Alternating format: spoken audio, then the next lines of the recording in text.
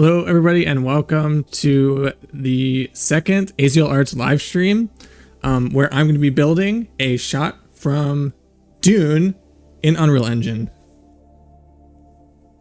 This shot. I am THADDAEUS. I am a digital and mixed media artist from New York City, and if there are any of you in the chat who are coming in, I would love to hear where you are from as well. I already got John here from Scotland, which is awesome. But in this stream, we're going to be picking up from where we left off in the last stream, because I thought it would take only one stream to build this shot here. And it ended up getting to the end of last stream, and there was still a lot that I would like to do to get this over the finish line, add some motion and render it out of Unreal Engine, and add, just those final touches that are going to make me feel like this is a finished project. So you're going to come along with me for the ride, and it's going to be super chill. I'm just going to be working and solving problems that come up, making mistakes. And so feel free to comment or ask questions as you're watching, but this is very low key. I'm just going to be working and sort of taking you along for the ride. And about an hour into the stream, I'm going to be giving away to any of you who are still live with me at that point a access to my course bundle called Unreal Engine Filmmaker. So if you're kind of into Unreal Engine and wanting to make films with Unreal Engine, then you're going to want to stay tuned for that. And I'll go into a little more detail about what that is later. But also, those of you watching, I'm running a discount for the next 8 hours, so you can find that link below the video. Okay, let's get into building this shot. So switching back over here, this is where we left off in our last stream. I'm going to open up my sequence here and look through it. So this is where we ended up last time.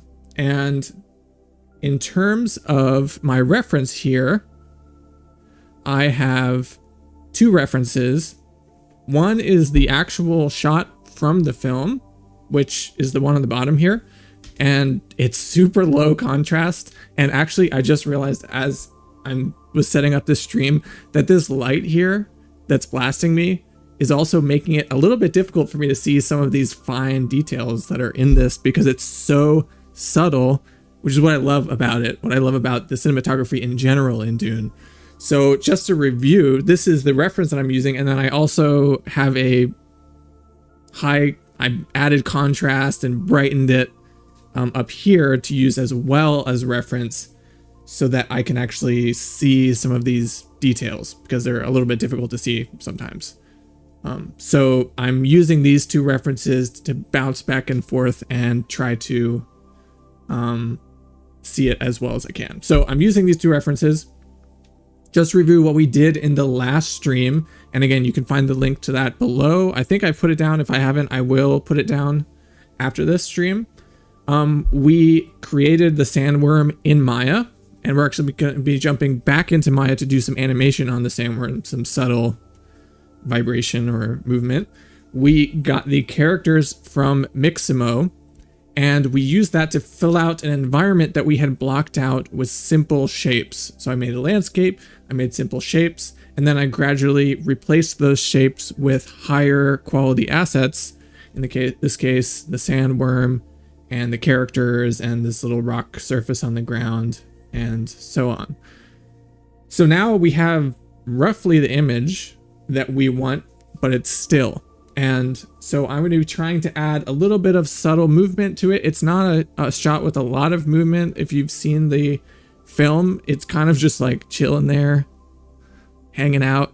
But we can add some motion to our camera, to the sandworm, and some dust and sand kind of falling off the sandworm. That's going to add that extra little bit of interest to the shot. So jumping in here, I think we're going to start with the sandworm motion, because that will be super quick. So I'm going to jump over into my Maya scene here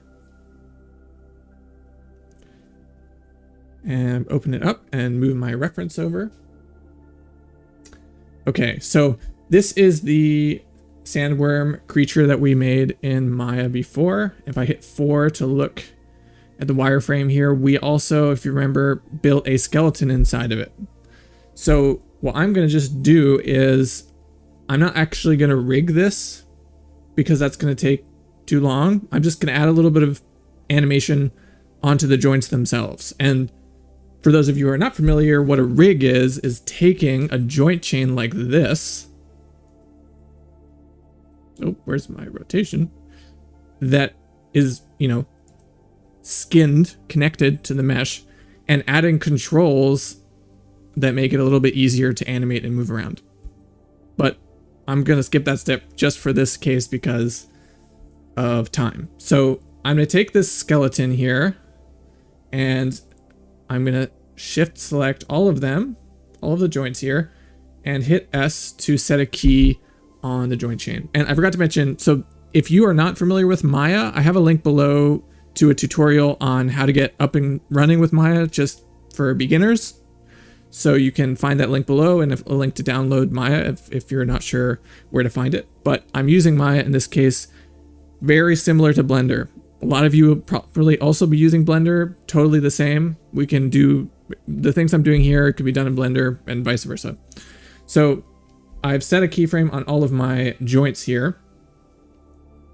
And what I'm thinking about for this motion, what I remember from the trailer, is that it's just kind of a little hovering a little bit or slowly bending down maybe.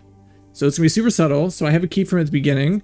I'm gonna come to the end here, and I actually want this to be a loop. So I want it to just be able to loop continuously.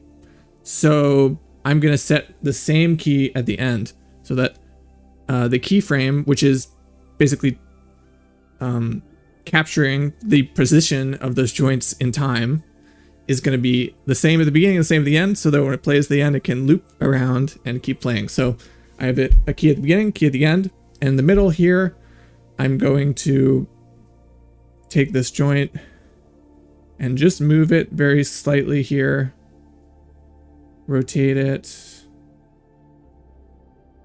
almost like maybe if it's breathing. I don't know, do sandworms breathe? Not sure.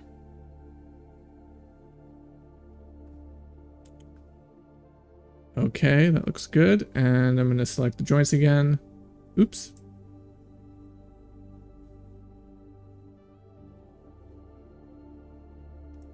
And hit S to key them. So now let's look at what this looks like. So if I click and drag here, it's kind of moving a little bit. I want to modify the motion slightly. So it's coming up, and I want to counter rotate these joints a little bit so that maybe I'll just do these top two so that the head rotates down as it's coming up. So it doesn't really like flop, but it kind of has this sort of motion. Let's try that. Rotate it down slightly to counter rotate it. Hit S again to head a key. And now you can see it's kind of pulling in and out. So I know this actually from the front will hopefully, if I hit play here, give us some really subtle motion that's not going to really change its position necessarily in our framing. So that's good. We have a question here from John. Which is better to learn, Blender or Maya? This is like a very important question because I feel like I've got it a lot because there's just like a lot of 3D packages out there, and there's always some sort of debate about which is the better, which is best to learn, and especially if you're a beginner, it's like overwhelming because how many directions, like an investment of learning a 3D package here, if you don't know any other ones, so you're just starting from scratch, is kind of a huge investment. It's like learning a language. So do you want to like commit to learning Blender if really you need to learn Maya, or vice versa? So that's a really important question, John. And I guess what I say is really colored by my background. So take it with a grain of salt. This is just my opinion. But for me, having worked professionally as a 3D artist, I think you should go with the tool that is going to serve you best, both creatively and professionally. And that is going to depend on which area you want to work. If you're just creating for yourself, you're a personal creator, it really doesn't matter. You can choose whatever tool is easy, whatever's, you know, fast to learn, easy to use, whatever you kind of gravitate towards. But if you want to also work potentially down the road, or your skills you want to be applicable to a professional environment where you might work on a team, for example, with other 3D artists, then you kind of want to choose a tool that's most used in those environments. And for me, my observation is that Maya is most often used in the most professional environments. So we're talking about ArcViz, we're talking about film, we're talking about commercials. It's mostly all Maya based. Even in the game industry, a lot of assets are still built in Maya. It's part of the pipeline. A lot of the 3D assets, even if you're using Unreal Engine, is still built in Maya, some of the assets. So Blender, on the other hand, I think is really, it's free. So it has been adopted by a lot of like indie game studios and a lot of indie game development. So it's super powerful as well. But it's, if you're wanting to work more in that environment, then Blender is probably your way to go. Otherwise, I kind of default to Maya because it's not as easy to use as in some cases as Blender, but it's equally as powerful and used in more professional environments. So that's kind of my 2 cents. That's just my opinion. In my own experience, I have nobody has ever asked me in a job interview if I know Blender. Of course, I haven't worked in the games industry specifically. I've done commercials and architectural visualization, things like that. So yeah, just that's my experience. Sorry, that was a really long answer to your question, John, but that's what I think. And also on the Aziel Arts website, I've written a blog about this, a blog post about this concept. So I will link that below this later, but that also kind of outlines some of those things I'm saying. So good question. And anybody else who has questions, just drop them in. Love talking about it. So we're going to jump into this again. Where was it doing? Oh, so we have this animation here on the sandworm, and I think this is good enough. We can always come back here and modify it. But I have already exported this sandworm into Unreal Engine here. So the rig already exists. So all I need to do is export this skeleton again with the animation, and when I import it into Unreal Engine, link it up. And so that's pretty simple. I need to just select the joint chain here.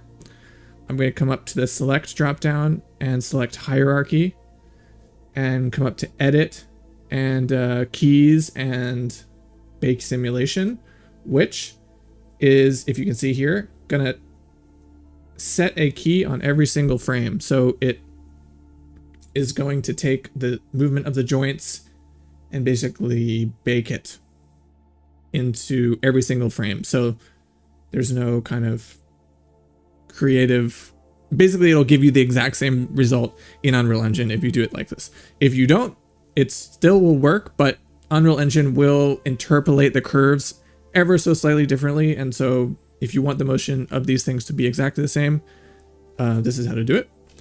So I have baked the animation, and now I can come up to File, Export, Selection, and let's see here. I don't remember where I saved this last time.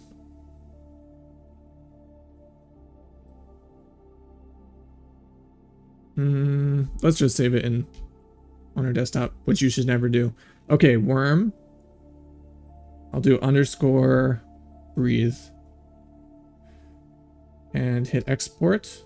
Oh, I forgot to check if I added animation. Let's see. Worm breathe. Let's look under animation, the drop down, and animation is checked. So I did add animation, so that's good, because otherwise it'll just come in as another joint chain with no movement. So I'm going to drop back over to Unreal Engine and come to my content browser, come over to where I saved my characters, which is over here, and hit import. come to my desktop, which is a little messy. Worm breathe. I'm going to open that. And I want to, this is very important, I want to have it reference the existing skeleton of the worm so the animation links up. And this works with any type of character that you're animating in Blender, animating in Maya, rigging wherever you're doing it and importing it. This is something you will always do. So you've imported the character once, you have the skeleton, and then when you're importing additional animations, you need to make sure that it's referencing the skeleton you already have, which is worm skeleton here. If I scroll down here. So let me see if I need to change anything else. That looks good. Import all. And I'll double click on this animation just to see if it came in okay. Looks like it did. Okay. And in my sequencer, I'm going to scroll down to, I don't think I put the worm in the sequencer yet. So that's good. I'm going to drag from the outliner the worm into my sequencer, which is the skeletal mesh that I dragged into my environment. Hey McFlurry, what's up? Awesome name.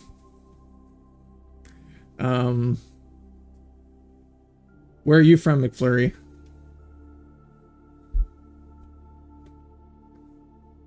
I'm gonna drag the worm in here. Oh, I didn't do it yet. So drag in the worm and nothing is happening. Let's see here. What's going on?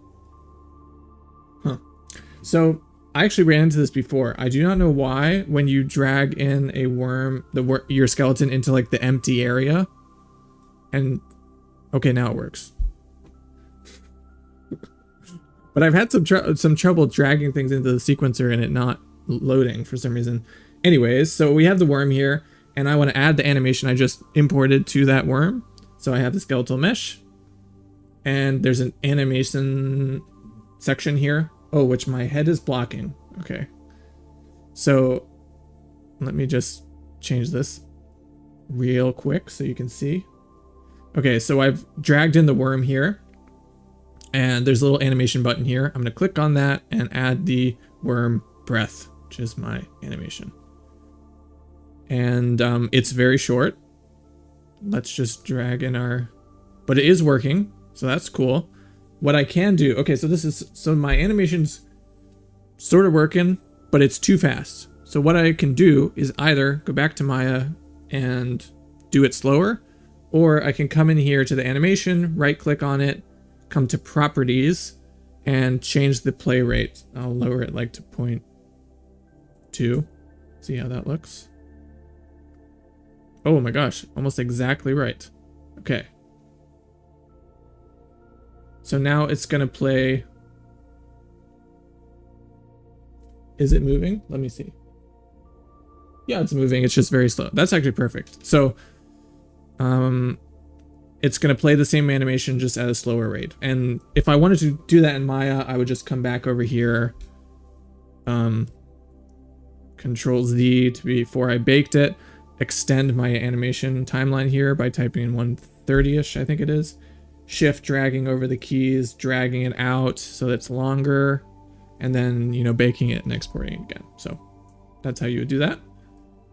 Super simple. Okay, so we now have, so drag this over slightly. So we now have our worm moving about, very similar to the trailer actually. That's cool. And so next, let's take a look at our characters here. They came with animation if you remember when we added them. But let's see if they still have them. Okay, they do. So this is the animation that we loaded in the last live stream. If I hit play here,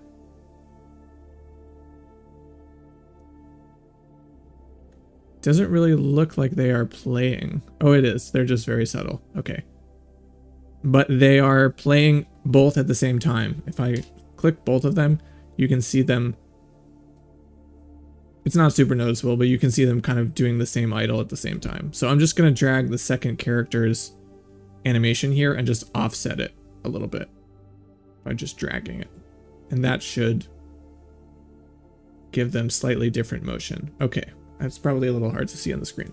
So now we have our worm moving, our characters moving. Let's add a little bit of movement to our camera. I'm thinking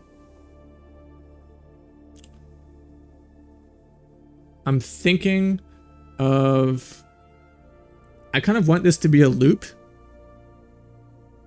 So I'm thinking of adding some very subtle handheld feeling to it, but I'm going to hand animate it because I want it to make sure it comes back to the same position at the end. Because I could add a noise on top of the camera,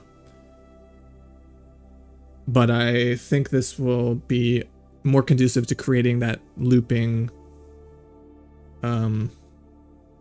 shot. And actually, now that I'm talking about the looping, I need to adjust the character looping as well.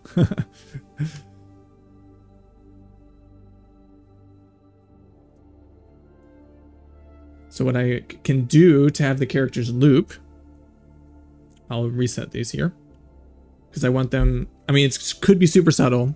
You might not even see the difference here, but I really want all their hands and their little motions to line up. So I'm going to actually cut this. Let's see, edit, split selection to cut it in half. And this is kind of like what you do to a video clip. And I'll do the same thing to the other one.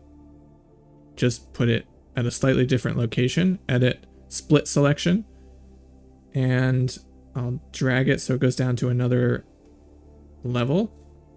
And I'll rearrange them so that the start and end. So now you can see this is the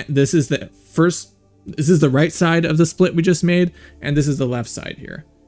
So that's a super easy way to make an animation loop, is just to cut it in half and then rearrange it and then blend the middle, which is what we'll do next. So I'm gonna take this, and if I drag it on top of it, it will make this blend in between. So it's now blending in the middle between the two different animations, and the end and the beginning are exactly the same. So we'll just do that again for the other characters animation. Great. Okay. So now we're going to add the camera motion. Any questions so far? Just drop it in the chat there. Okay. I'm going to select my camera here down in the bottom, which you can't see again. Let me move my head. There we go. And what I want to do is set a key on the transform track here by hitting this little button and then scrolling all the way to the end, hitting this button again. You can see this is exactly the same thing we did with the worm. So they're ending up in the first and last place. I might be overcomplicating by trying to make this a loop, but let's see how it goes. And I'm going to just a little bit freehand animate this. And this is, this might seem a little janky, but this is honestly how I animate cameras sometimes. So take it or leave it, use it or not. But when I animate a camera that's supposed to be handheld, I try to think about a person holding the camera, and I try to think, okay, what are they doing? And I imagine this imaginary person holding the camera and making small little motions and adjustments, and then I try to animate to that kind of logic. So, for example, my little imaginary person who's holding the camera is just, they're trying so hard to keep it steady, but they're taking a little breath because they have to breathe. Okay, that's going to slightly angle the camera up slightly. So I'm going to click and slightly angle the camera up because they took a little breath, and I'll set a key. And then I imagine this imaginary person thinking, oh snap, I need to keep it steady. I'm going to adjust. But since we're human, he's probably over adjusting. So he over adjusts down slightly too much. Set a key there. And then he settles up back into a slightly similar position and then comes to rest. So if I space these keys out by dragging over them, and again, if you're not familiar with animation, what I'm doing when I set a keyframe is I'm just basically bookmarking the position of an object in space at this time. And this timeline is time. So I'm saying at this position be here, at this time be here, at this time be here, at this time be here. So I've done this little animation of him trying to correct himself, and I'm going to add just a slight movement to the left side here. Oh, hi Frank. How's it going? No interruptions at all. Welcome. We're chill here. Okay.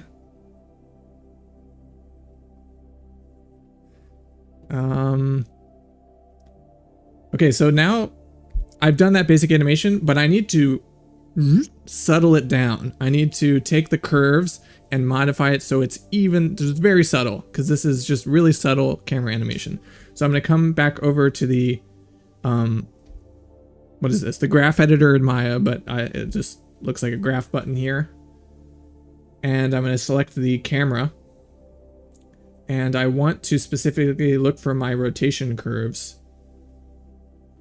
And I'm going to drag over them and see if this works. Forget the key to...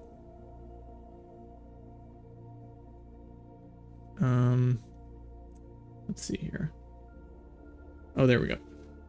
I'll just hit rotation. Okay, so these are my animation curves, so you can see what's happening. These are modifying the motion, the rotation of the camera over time. You can see my little pitch, this is roll, pitch, and yaw, which correspond to X, Y, Z rotations. So this is my Y rotation. So if I come here and I just adjust, awesome, Frank. Well, always welcome here.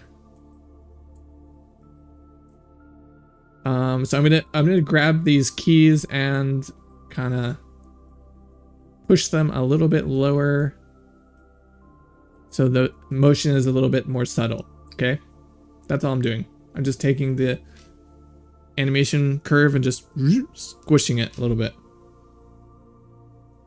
And if you've taken like geometry in school, that's kind of like what these animation curves are. It's like the charting the motion over time of objects, if you're not really familiar, but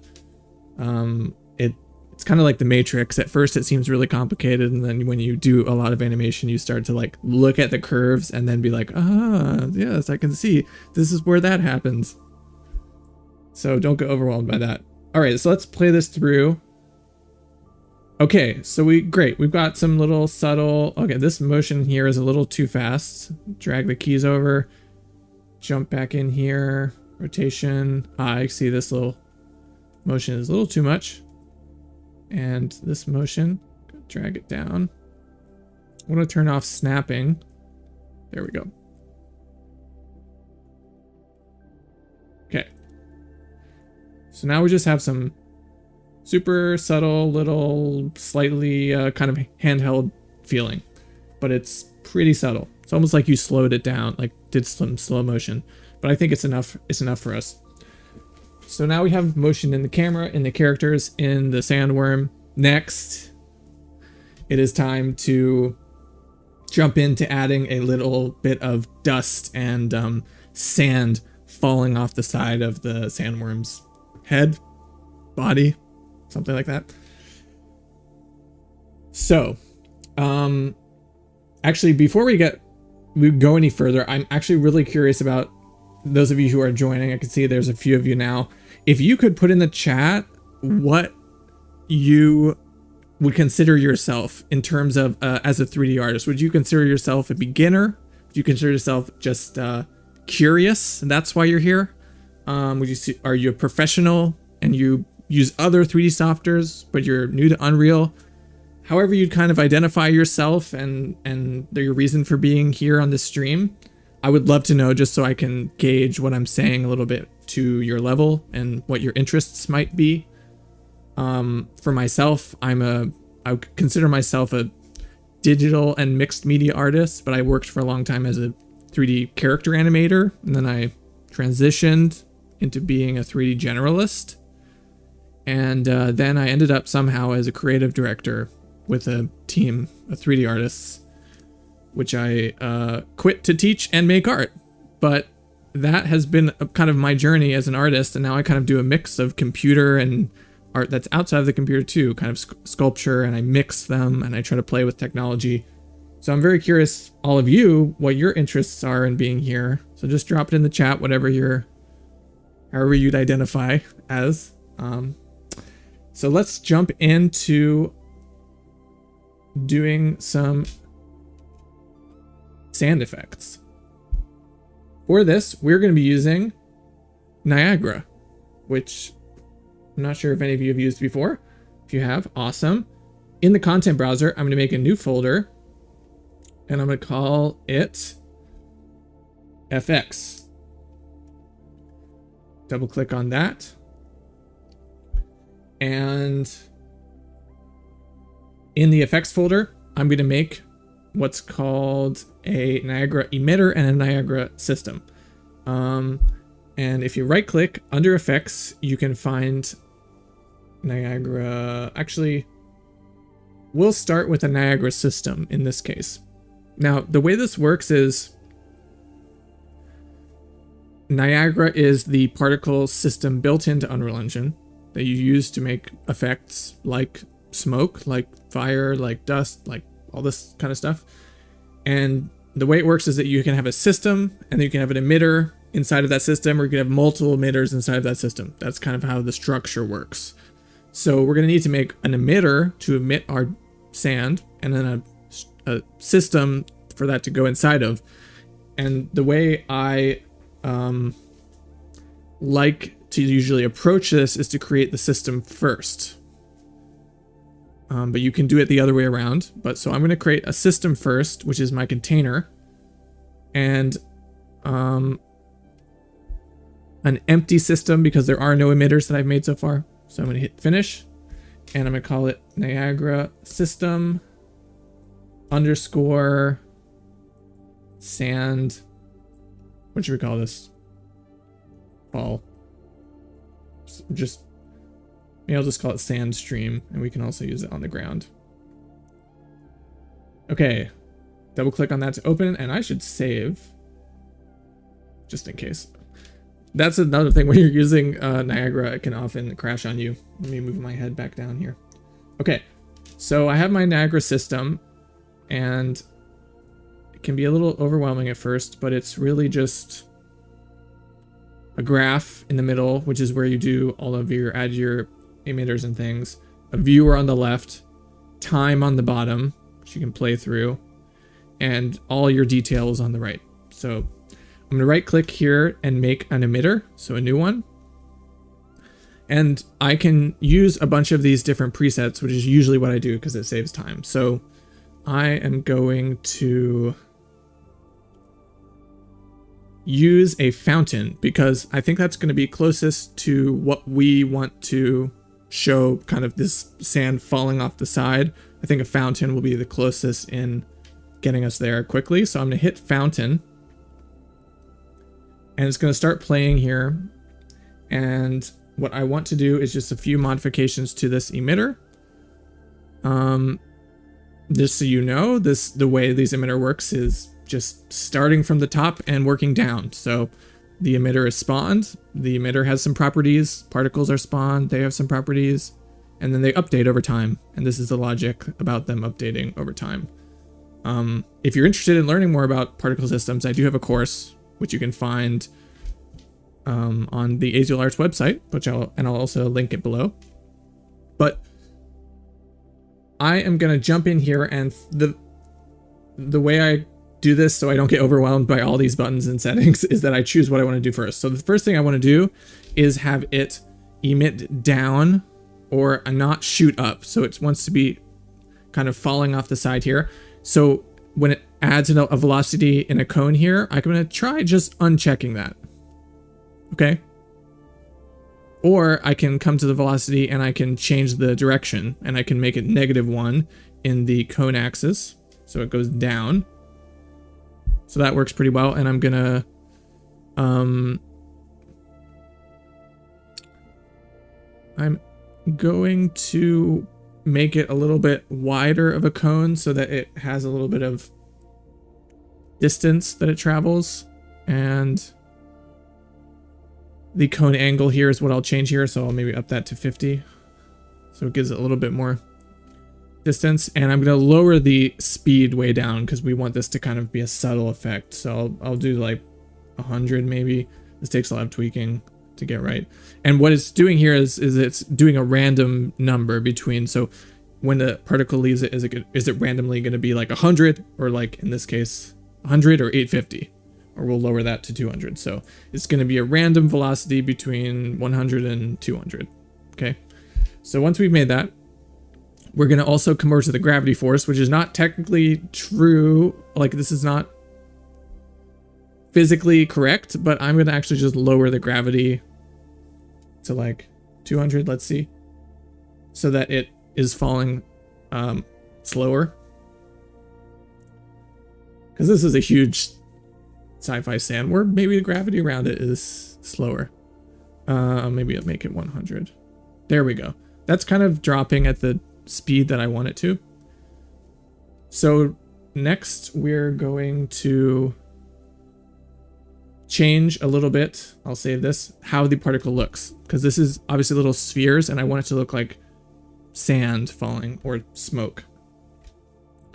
And the cool thing is that Unreal Engine comes with a material for these sprites. They're called I think it's called smoke or black body smoke or something like that, but it's in the engine content, which you can get to by coming over to the settings and show where is it, show engine content. Make sure that's checked on and make sure you select engine down here, and we're just going to search smoke, and you'll come up with this material down here, which is smoke sub UV black body. So that's good. We're going to drag that into our effects folder and copy it because we don't want to adjust the standard one that comes with engine. So we have this now, and now I can come over to the sprite render and drag that material onto the sprite render material. So the sprite render section of the Niagara emitter, which is just how it, the settings about how it looks, there's a material input, and so I'm dragging that material in. Okay. So the material is added, but if we zoom in here, it looks like a little checkerboard kind of cards, and that's because of the type of material that we're using, which is called a sub UV. And this is something that's specifically to the game workflow. And if I double click the material and I open it, you can see that the texture it's using is all these little images. And it's doing that so that it can add variation over time. So each particle, when it shoots it out, instead of shooting out a particle that looks exactly the same, or a sand cloud that looks exactly the same, it's going to shoot out a particle that has a slightly, it's going to randomly choose one of these images. Instead of having just one image for all of them, it's going to randomly choose between these sub UV cubes in there, and then you can add variation. And this actually doesn't have variation in the texture if you look at it closely, but we need to adjust some settings so that it reads it in that way, in that format. So if I come back over here to the particles, under sprite render, let's see here, there's a, trying to remember where this is.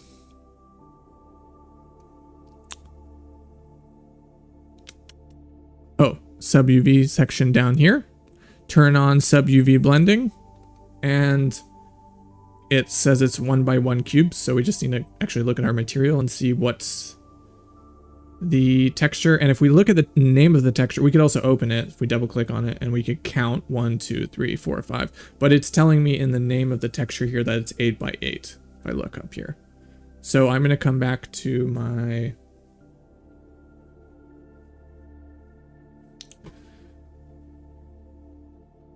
sub UV section here and make it 8 by 8. So it's 8 images by 8 images. And now it's coming out more like little puffs. So it's still not looking super good. So we need to modify some other things about it. I'm going to try turning off the velocity in the cone. I think that's better. I think it's better to try to achieve the look through gravity instead of adding velocity, so that it really feels like it's slowly gaining velocity as it falls. So I'm just going to go ahead and turn off the add velocity and come over to gravity force and increase that up again a little bit. 200 maybe. Oh, that is way 200.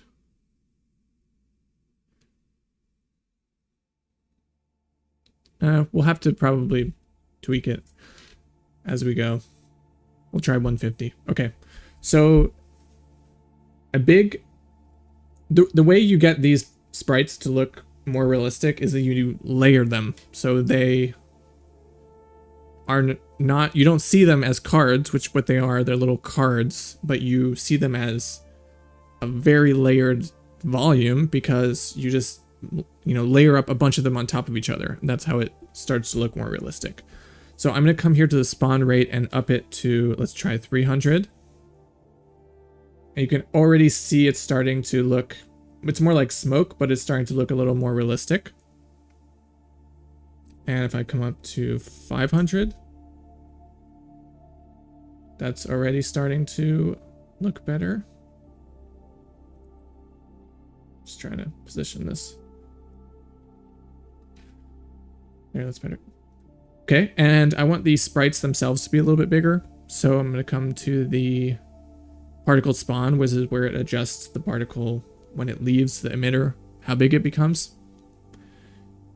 Initialize particles is where we choose that, and we come over here to the sprite attributes and adjust the size min and max, which again is random. So it's going to say the particle should be a random size between this and this. So in this case, it's between, or that's mass, between, we'll say 10 and 25. Let's see how that looks. Okay. That's starting to look better. And we also want to have the particles go further down, right? Because this is going to be up there. It's going to be huge. We're going to need them to kind of fall pretty far. And the way that we do that is we come up here to the particle spawn. Where is it again? Initialize particles. Oh, it's initialized particles under the lifetime mode. And we'll, again, it's a random range. So we'll choose something somewhere between, let's try 5 and 10.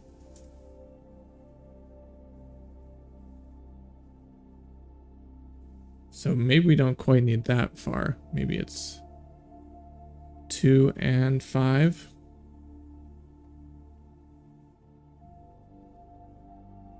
Okay. And maybe I do need a little, see, this is all about testing. Maybe I do need a little bit of velocity here.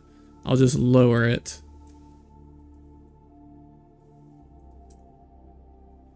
And that's looking pretty good. Maybe I'll even lower the gravity slightly as well. Yeah, there we go. That's better. Okay, one problem though, it's black. It's not brown like the sand. So the way we're going to do that is jump into the material. Let me save it first. Let me save everything. Okay, jump into the material. And so here's how particles are affected, how their color is created. It's taking an input from the Niagara system, and that input is called particle color. So if you make a particle color in your node and it's being used on a particle, it will know to take whatever color you choose in your particle system and make that the color of the entire simulation. So, or the particles that have that material. So this is good. This is here. But it's using also a dynamic parameter here called black body, which I don't actually need because this is for more smoke for when you are adjusting something based on temperature, which I'm not doing. So I'm going to go ahead and just connect this add here and hit save. So I'm bypassing this section in the material and I come back here. So now it's white and I can come to the emitter initialized particles, and you can see that the color of the particles is white, which is why it's coming out white. And so we can come in here and choose something that's a little bit more of a brown color, although it doesn't seem to be working. So let's see why.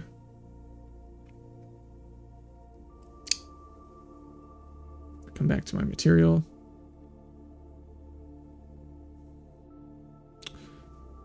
My emissive color. Oh, okay, so it has emissive color to it. So we actually want our... So this node, you actually have to connect it to the color. Who knew? So I'm going to delete this. You can see here, this node is present in the material, but it's only using its alpha. Womp. So I need to add a multiply node. So I can multiply the color, this emissive color, by the color from that node. So now when I plug it in and I hit save so that it updates the material and I come back here, it should have the material's color. Okay, that's great. Oh, right. So now I'm going to lower the brightness here.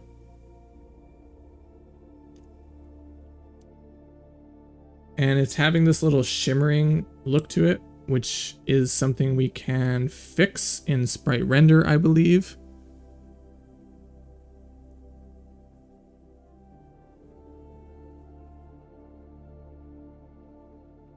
If I remember what it is.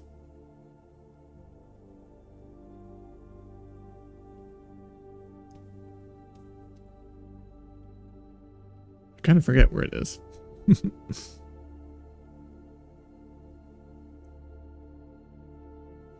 Give me a moment here.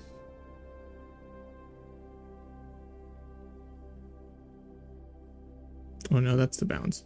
So there's something here in the sorting that I just need to adjust.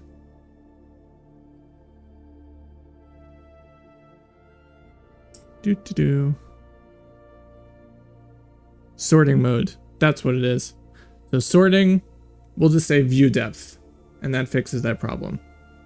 Or view distance. Let's see what looks best. View depth. Okay, so that fixed that problem, so that's good. Now we can come back to our initialized particles, adjust the color yet again, lower the saturation probably.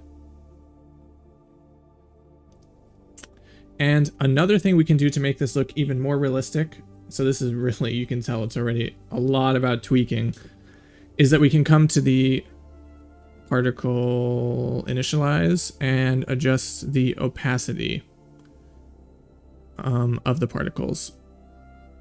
And what I would actually want to do is I want to change the opacity of the particles over time.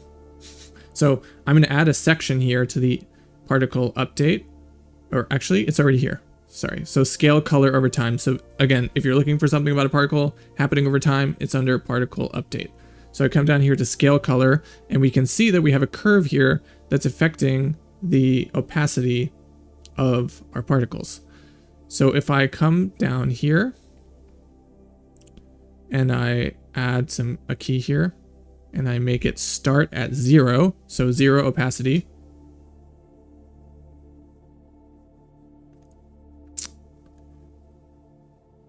They're both at 0, and then I have it. Actually, yeah, here we go.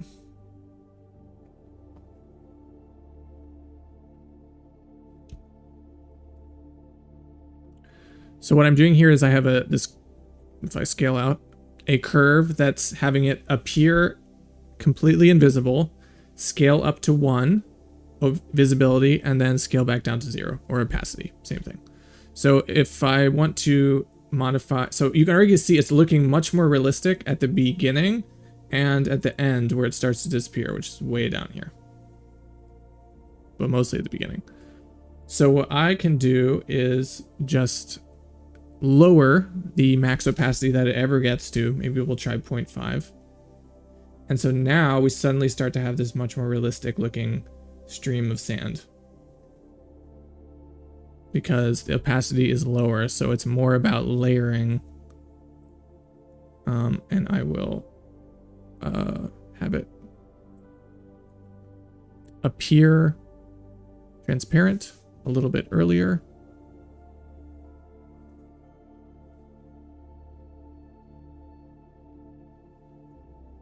Great. Okay.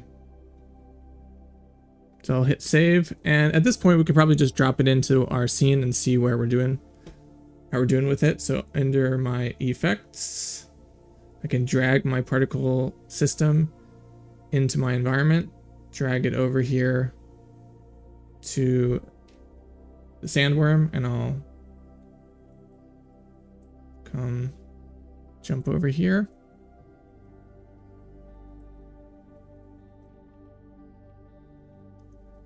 And position it about where there should be sand falling from the sandworm.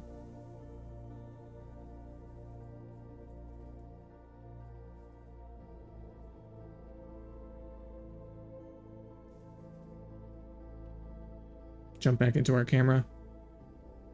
And so, again, we're going to need to adjust this because now we see it in our environment. I need to add a lot more velocity in the cone to get it to kind of go out and fan out a little bit. There we go. So now it's fanning out a little bit more, and the it doesn't need to live as long, so we want to really finely tune it so that it disappears right before it hits the ground. So I'm going to come over to initialize particles and adjust the max life to 3 maybe. Let's see how that looks. No, maybe 4.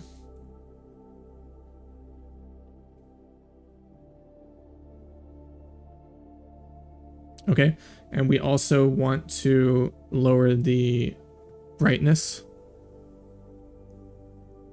If I come here, lower the brightness all the way down. So starting to get a bit more.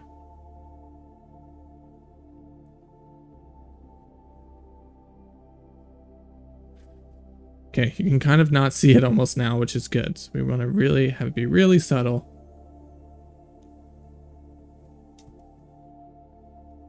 That's good for now. And I think I'll even lower the gravity back to 100. Yeah, there we go. That's good. Okay, so now we have some sand falling off the sandworm. Wonderful. And I can go ahead and save everything and duplicate that over to the other side.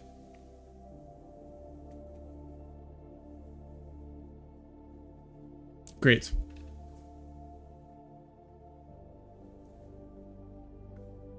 And it's almost looking a little too... I can keep tweaking this forever. I think I'll lower the opacity even more, so that it only gets to 0.2. 0.3 maybe.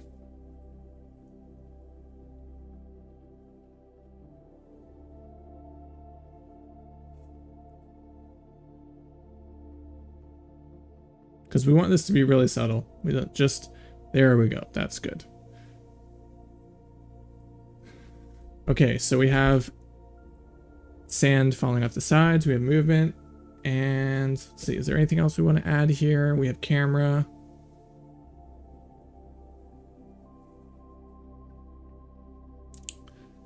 I think we are good.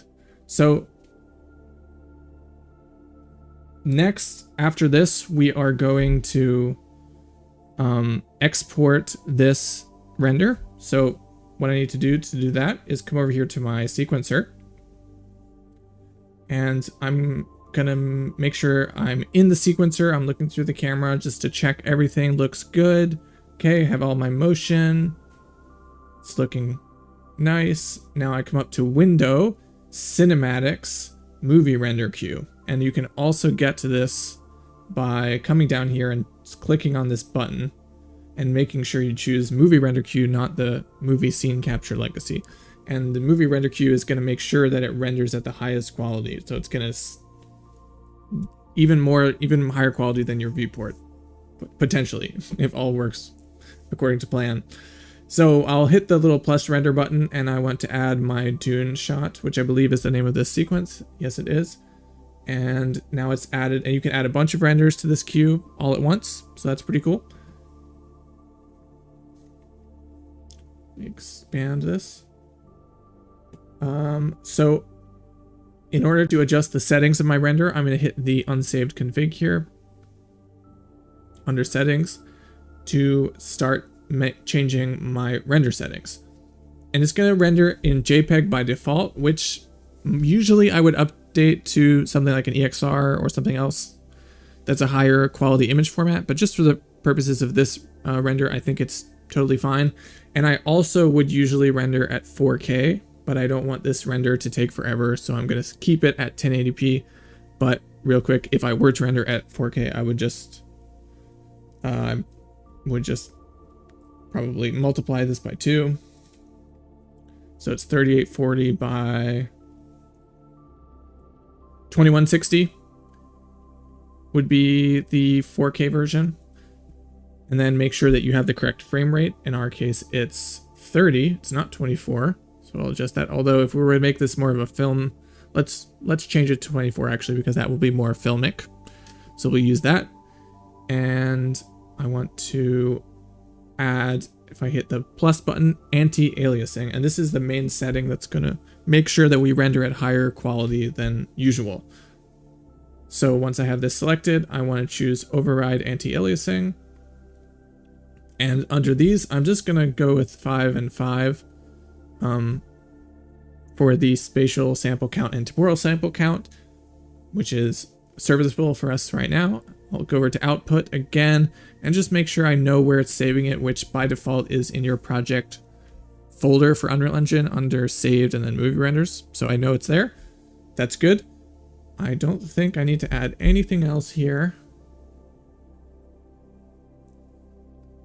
If you wanted to go uber high quality, what you can do is add game overrides here and change this to, I think you just do that and it will override all of these settings and make it super high quality, I believe. But often that crashes my computer, so I don't always use that. So I'm gonna hit accept here and hit render local, and I believe this will just take really quick. So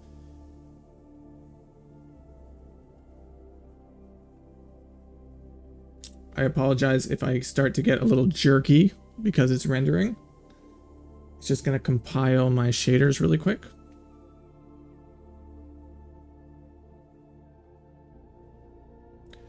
And while I'm doing that, it is about time to give away access to my course.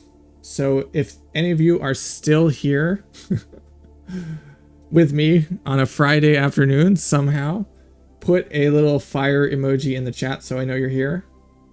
So I can just double check who is with me live.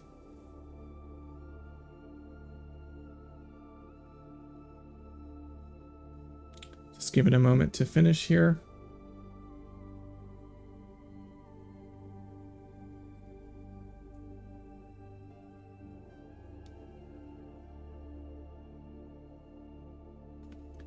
So now it's going ahead and rendering through my frames, which is doing it pretty quick. Although I'm noticing, and when you're doing the renders here, you can kind of start to look for problems, and I see a problem, which is that my there's a little sphere here that's appearing over top of my sandworm. Not sure what that is.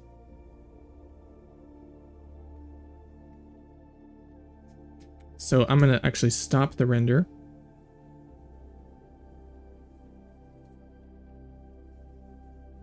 and try to see what it is that is giving me that little sphere.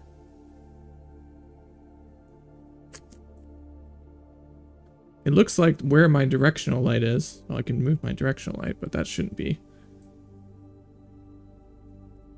My lights shouldn't be visible, but I'll just drag them out of just in case. I'll save everything and I will jump back over here and render it again. Still appears.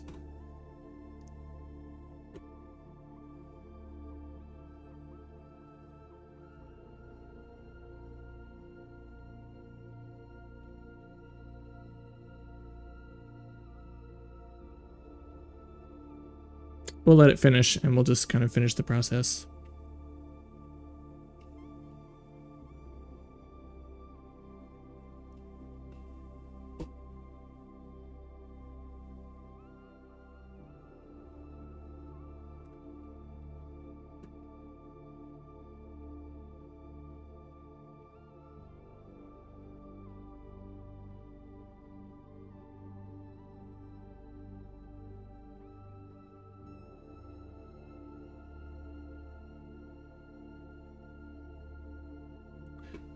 Almost there.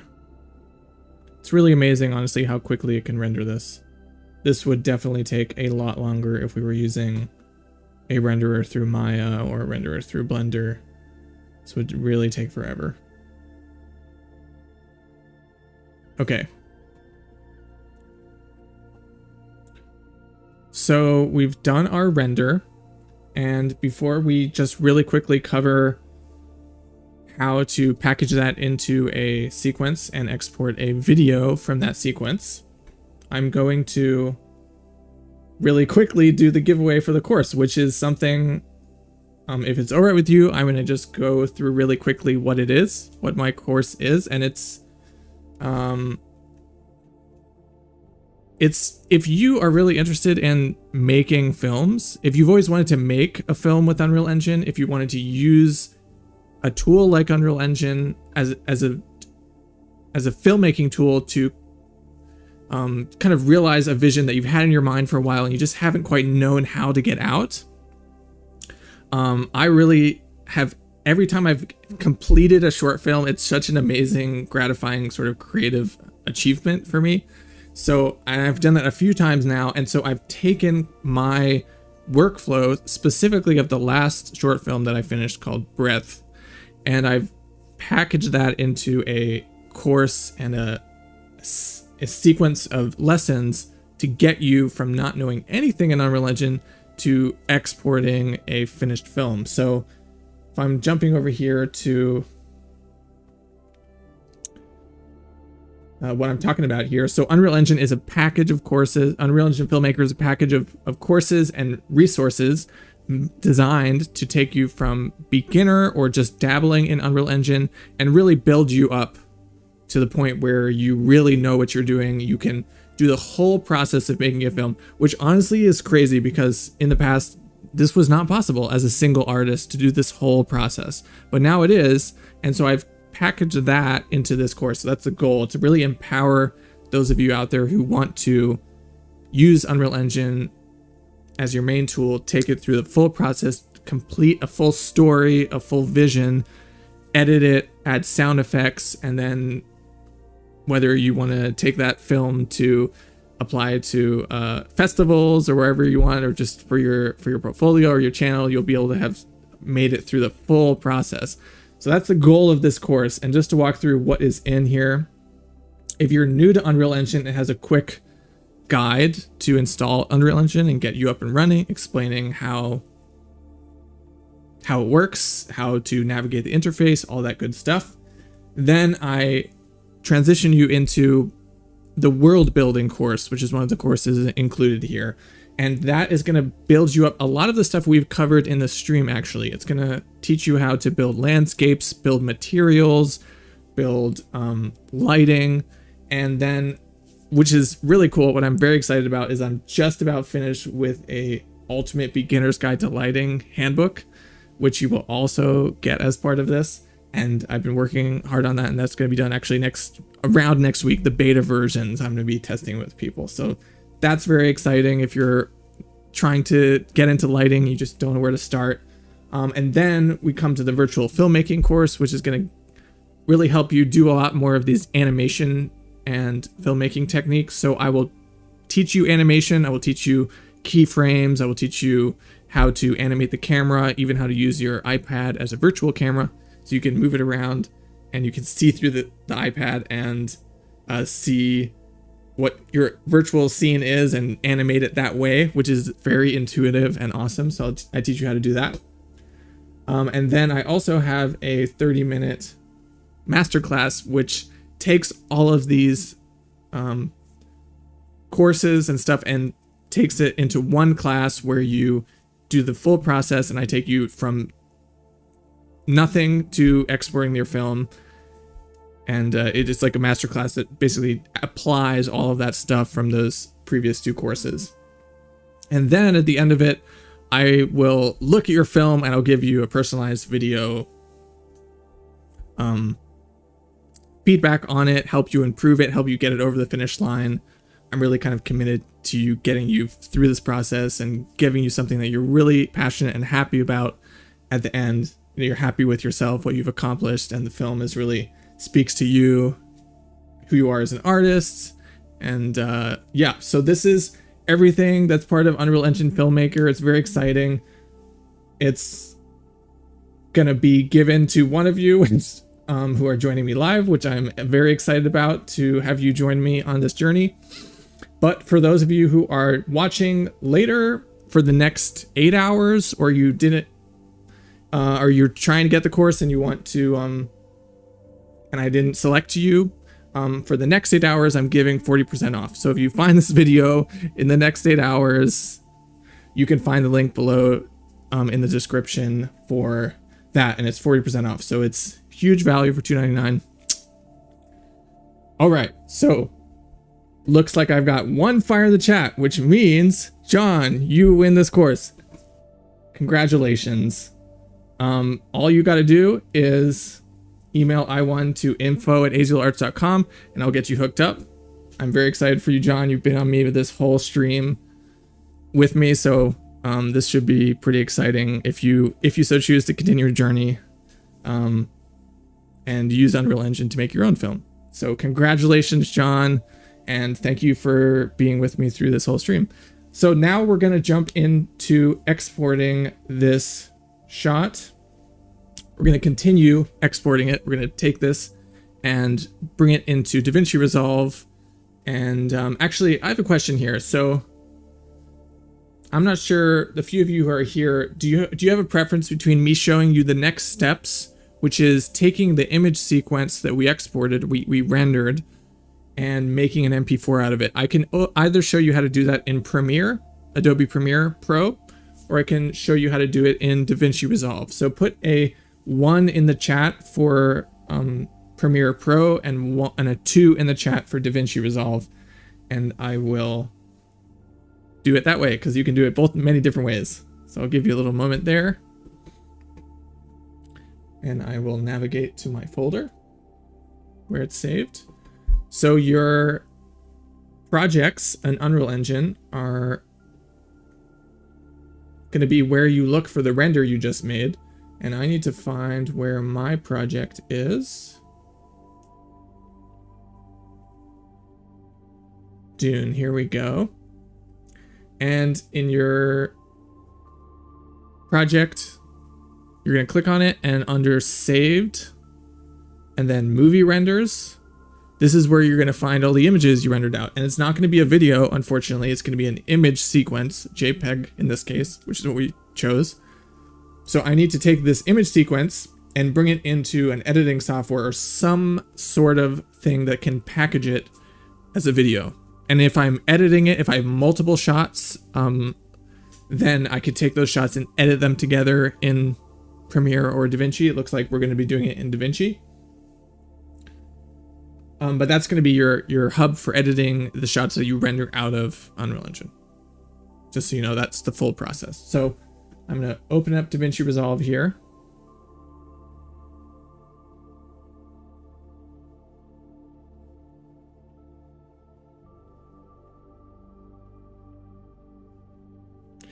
drag it over, and I will make a new project called Dune.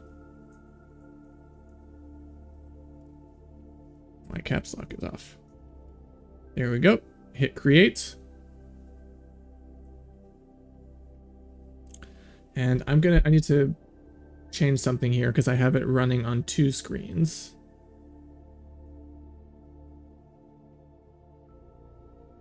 I forget where I changed that. Oh, workspace, dual screen, primary display.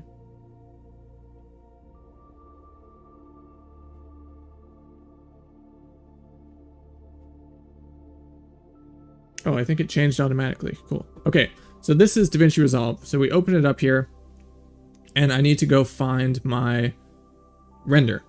So I can come to the first step here in the process in the way DaVinci works, which is in steps here. So I can come over to the first step here, which is where we get our media, and I now know where my renders are because I just double checked, which is in my E drive.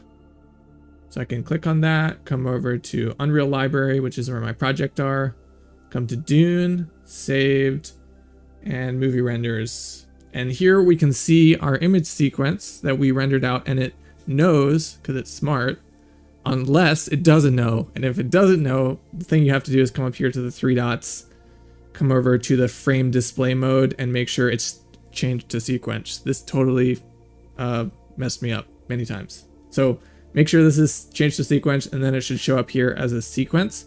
Now I can just drag it in. Unfortunately, we have a little sphere here. I'm not quite sure how to fix that, but we're just gonna power through, and I'll find out later in my Unreal Engine project what exactly is giving me this. But so now we've dragged our sequence into our project, and we need to make a timeline from that shot, or if we have multiple shots, a timeline for multiple shots. So I can right click on that and say create timeline, new timeline using selected clips. I'll call it Dune edit, and we'll just imagine that we have other shots. And something you also want to check, because this is also can be confusing, is if you have not set up your project settings correctly, for example, it doesn't have the right frame rate, you can uncheck use project settings, come over here to format, and just double check that your frame rate is 24 frames per second, which is what we rendered. Your resolution is correct, all that good stuff. So go ahead and hit create, double click on Dune edit, come over here to the timeline, and now we have our shot. And then we could have a sequence of shots as well, but I'm not gonna do that. Now that we have our image sequence in our timeline, I'm gonna go ahead and I could come here to do some color correction if I wanted to, but I think we're pretty close to the reference image. So let me look at that really quick. So this is our reference image here on the right. I think we're pretty close. So I don't need to do too many adjustments. So let's go ahead and render this out. So I have my shot in here.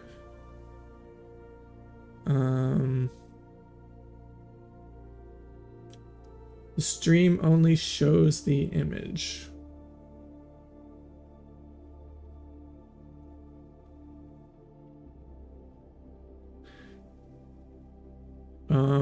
Johnny, are you having a hard time seeing something here? I'm not sure. Sometimes there's a little bit of a delay before what I do and then what you guys see. Oh, the reference image. Oh my gosh. I'm on the reference image. Oh my gosh, thank you. Thanks, John. So where did you see onto? Do you see DaVinci Resolve opening? I'll just run through that really quick because that's super fast. So just to review here, apologize there. Open. Okay, got it. So we're gonna just really quickly do DaVinci Resolve again. So I made a project, open the project. I'm gonna delete these things I imported. And in the project, I just need to load my footage. So I've double checked where my footage is, which is in my project, Dune, saved movie renders. I'm gonna come and find that in DaVinci Resolve. Under, it's not D, it's my E drive, under Unreal Engine Library, and Dune, and saved, and movie renders. And this is where the image sequence is. So now I can just drag in the image sequence into my project, and now I have it. And it knows it's an image sequence, which I was saying in the audio, but you couldn't see it, but now you can see it. So if you don't see this image sequence, all you have to do is come to the 3 dots here and choose the frame display mode and sequence. This is where that is. Okay, so now we have our sequence. I'm going to right click on it and come to create new timeline with selected clips. I'm going to choose Dune edit for the sequence. I'm going to uncheck project settings, and I'm going to come over to format and double check my frame rate and resolution is correct. Hit create. Now I can, like I said, come over here to color correction if I need to, and do some color correction to the image. And now I'm just going to go ahead and render this out because I don't think too much needs to be done to this. So I'm going to come over here to the export. That's like a little rocket ship. I'm going to come up here and name my file. Or Dune shot. And it's always a good idea to give it a version 01 so you can update the version when you make changes. And now we come to our export settings, which is sometimes confusing. In order for me to use this in the most number of places, I will probably use a MP4. So under format, it says QuickTime. This is going to be a QuickTime H.264. Since I'm on Windows, MP4 is more usable for me. But if you're on a Mac, a QuickTime H.264 video is completely fine. So it's really up to you what is most useful to you. I'm going to come over here to MP4, make sure the codec is H.264, which is not something you want to reuse, but it's a kind of small file type that you could use.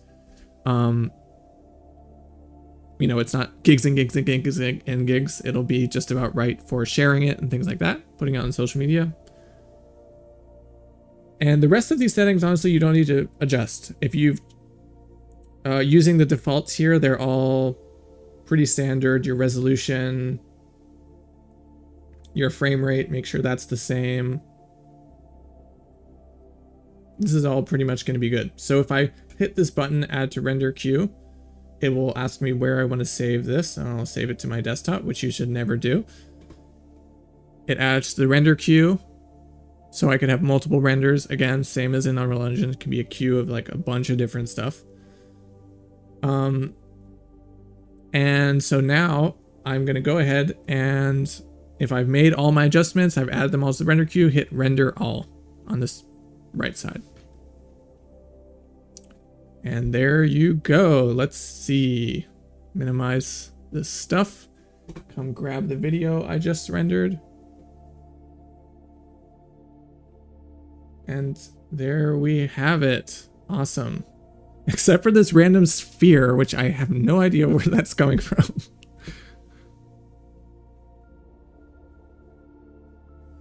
Amazing. I'm really happy about this. So thank you, all of you who have joined me. I'm going to give a quick moment for questions at the end here. If anybody, this has sparked some questions for you about the process, or you have a question about the courses I teach, anything related to that sort of stuff, I'll give it a few minutes. If you just drop it in the chat.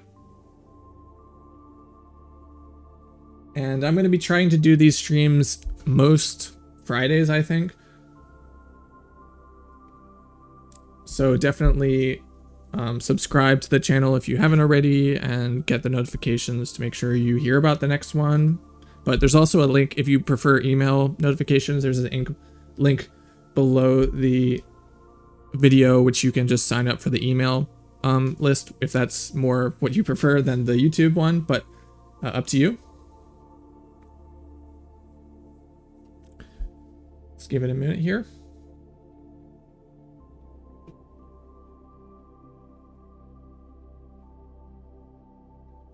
Thanks so much, Mustafa. I hope I'm saying your name right, Mustafa. I really appreciate that. I mean, I just like geeking out about this stuff and making just images like this and films and stuff. So it's what I love talking about, like super nerdy process detail stuff. So I appreciate and I'm glad that you received from it.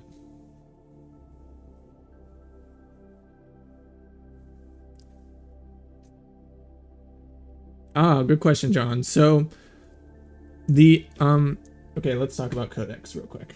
So this export here. Okay. Back up. So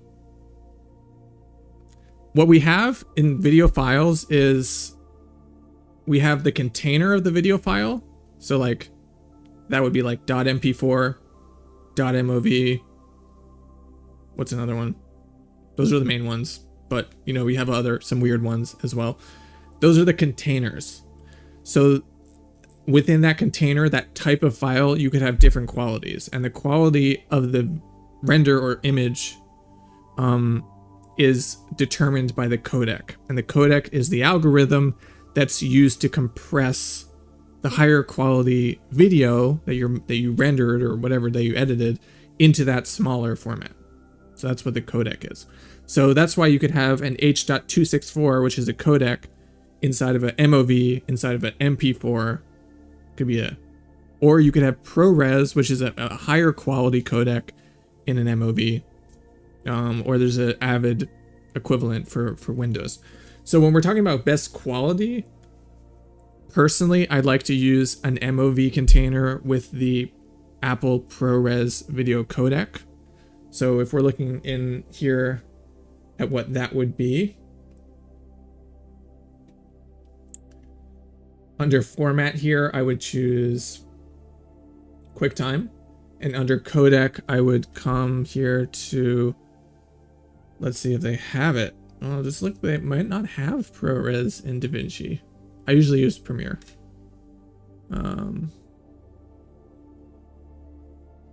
But actually this one, DNX HD, is equivalent to ProRes. So if you don't have ProRes, you can use this one.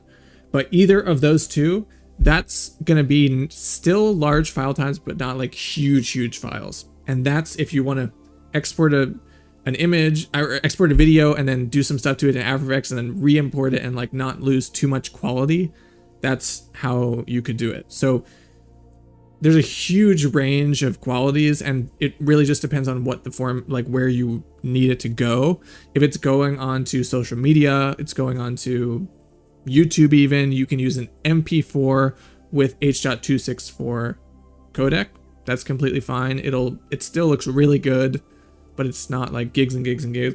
But if you're in a video pipeline where you need the renders to stay high quality, then you might use a ProRes video format or DNX HD. If you're like delivering it to a client, you know, then you want to usually give two versions, that one and then the compressed version they can actually play on their computer, which will probably be H.264. So I hope that answered your question. It can be really confusing this world of like codecs and video formats, but really for general viewing, H.264 codec, either MP4 or MOV video files, and then for delivery of really high quality stuff,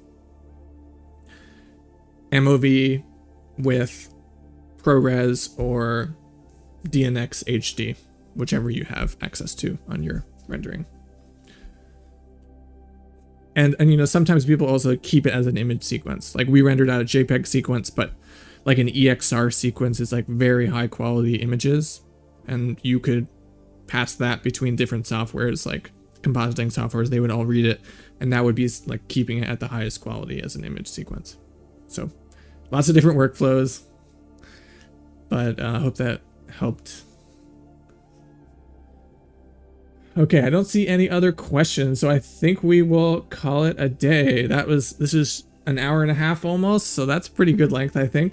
Thank you everybody who joined. Thank you so much for coming with me on this journey, and especially congratulations to John for winning the course, and those of you who would like to still jump on the course at that 40% discount, you can find the link below this video for the next 4 hours.